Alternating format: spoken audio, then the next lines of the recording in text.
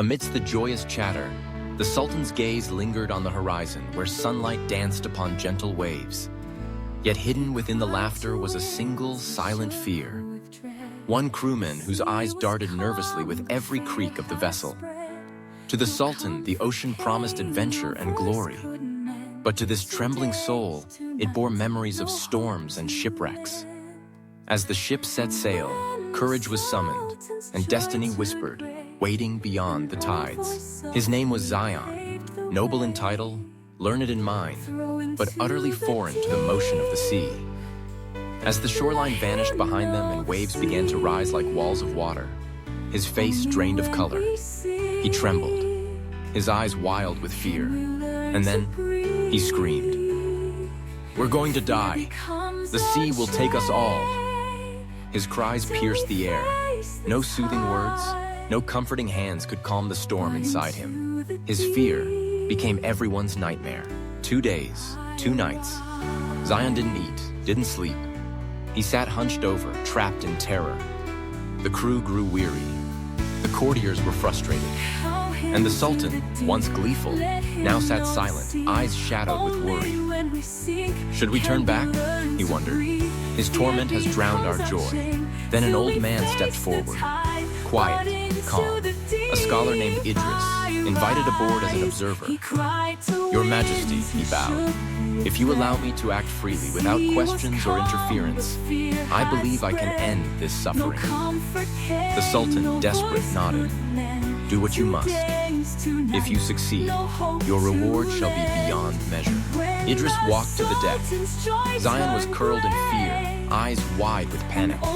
The old man turned to the crew and said, calmly, without emotion, "Throw him into the sea." Silence. Was it a cruel joke? "The Sultan has given permission," Idris said firmly. "You have my word. Trust me." Reluctantly, the sailors obeyed. Zion screamed as they dragged him across the deck. Then, splash! The sea swallowed him whole. Seconds passed like hours. Then, Zion surfaced, gasping, flailing, eyes wild with a terror more real than ever before. He sank again, fought, rose once more. It was no longer imagined fear. It was pure survival. "Pull him up," Idris commanded. They hauled Zion back onto the deck, soaked, breathless, trembling, but alive.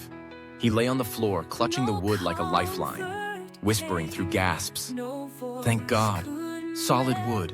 From that moment on, Zion was changed. He ate, he slept, he even smiled. The sea had not changed, but he had. His fear had been transformed. When the ship returned to port, the Sultan found Idris. "How did you know," he asked, "that throwing him into the sea would bring him peace?" Idris gazed out at the water, a quiet sadness in his eyes. "Because once, I did the same, to my heart." Idris shared his truth. Years ago, he had loved his wife deeply, but with that love came fear. Fear of losing her. He clung to her too tightly. His anxiety, his doubts, his constant questions. Slowly, they drove her away. She left, and in that silence, he drowned. Only in her absence did he realize the warmth he once had. Only in loneliness did he understand the gift of her presence. "That was me see," he said. "And I learned, not by holding on, but by letting go and trusting. Fear only grows when we run from it. But the moment we face it, even if it pulls us under, we discover a strength we never knew we had." Zion no longer feared the waves, because he had tasted the ocean itself, and in doing so, he learned to cherish the safety of the ship. Fear only grows when we run from it. But the moment we face it, even if it pulls us under, we discover a strength we never knew we had. Zion no longer feared the waves, because he had tasted the ocean itself, and in doing so, he learned to cherish the safety of the ship.